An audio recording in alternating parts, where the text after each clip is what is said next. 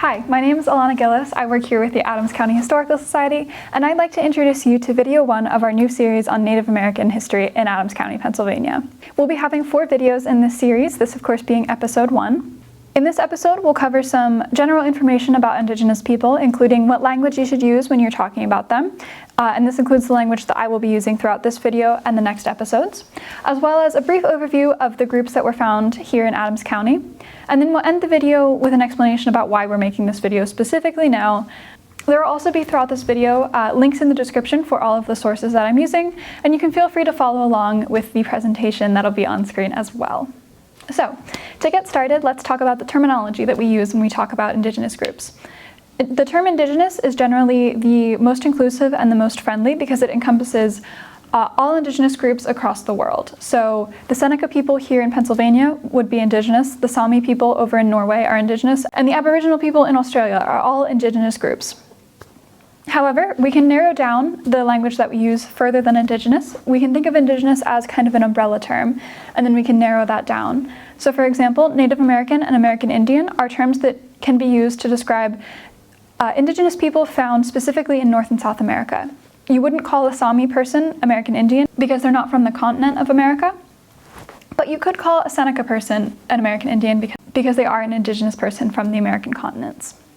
Narrowing that down even further, if we're thinking about this as kind of like a layered cake, we've got Indigenous on the bottom because that is the biggest term. We have American Indian or Native American as the second tier cake, and then narrowing it down to that top final tier, we have the specific identity of the individual you're referring to. So in this case, I'm talking about a Seneca person. So I would use the term Senecan or Seneca person because that is specific to their identity. If they were a member of another Indigenous group, you could use that to describe them as well. So if we're working on the metaphor of the cake, we've got big, small, smallest in terms of precision and accuracy. So the most precise we can be is the specific identity. Going from that to slightly less precise would be Native American or American Indian. And then the most general that we could get, and also the most inclusive, is Indigenous. Just briefly, I'd like to cover the 3 groups that we'll be talking about throughout this series, and specifically with more detail in our next episode, episode 2. That would be the Seneca people, the Conestoga tribe, and the Lenape people. All of these groups were found in Adams County, and traces of their history can still be found here. Jumping off of that, I'd like to give a brief overview of specific aspects of Native American culture that are crucial to understanding the information we'll be giving in our next episode. So, the Native American groups that I just mentioned tended to congregate around waterways, because water was a great source of life and it could be used as an amazing resource for these groups. They congregated around rivers, streams, and lakes, so think the Susquehanna River, the Delaware River, any lakes in the area would have been a great resource for them to use. When we're talking about resources, it's also important that we understand how the Native American groups in this area viewed natural resources. Their territories spanned between 100 and 200 miles in diameter, but they did not own these territories the way that we might consider private property ownership today.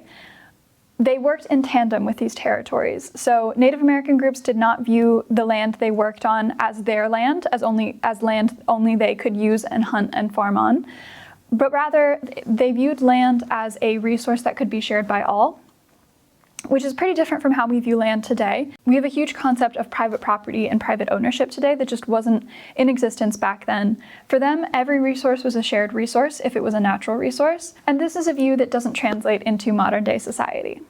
And why are we making this video now? Well, we're making this video now because it is American Indian Heritage Month this November, and the Adams County Historical Society finds it really important to highlight the colorful and rich history of Native American groups in our area because it is so important to understand how these groups shaped our history. This video series seeks to give more information to all viewers about how Native American groups functioned, which Native American groups were here local to Adams County and Gettysburg, but also to help viewers understand and explore cultures that are different from their own but are so important and so interesting to learn about. This video series will be broken up into different sections. You've just completed watching episode 1 here with me, which was a brief overview of the Native American groups in our area as well as Native culture.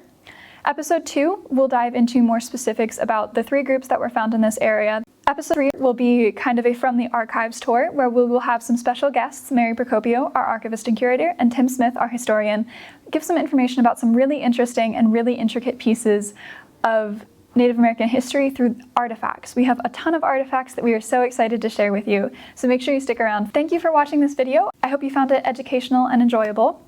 If you like the content that we put here on our YouTube channel, please like and subscribe. Hit that notification bell so you're updated when we post. See you next time!